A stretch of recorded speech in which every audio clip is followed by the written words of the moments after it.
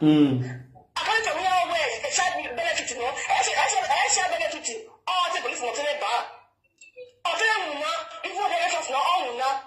Oh, we don't know about any that in only in the area because no more.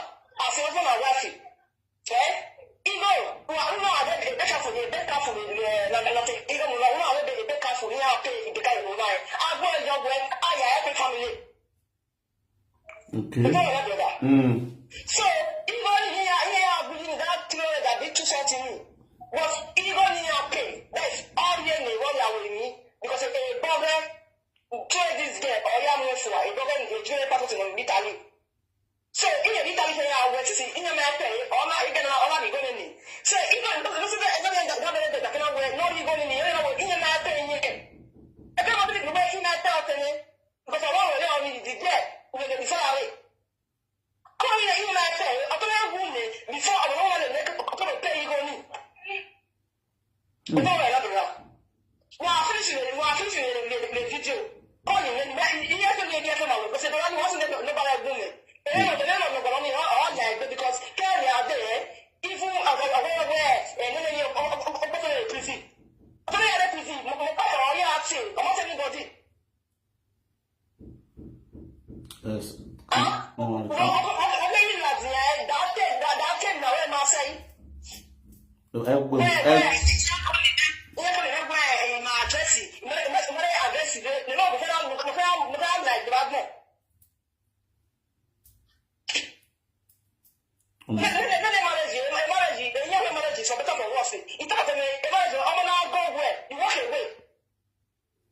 Yes, that's true.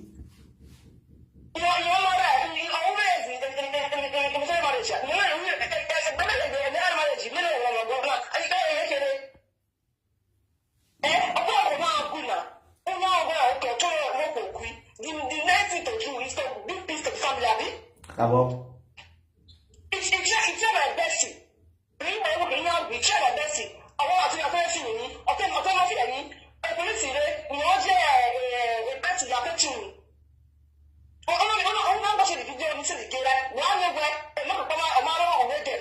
Yes.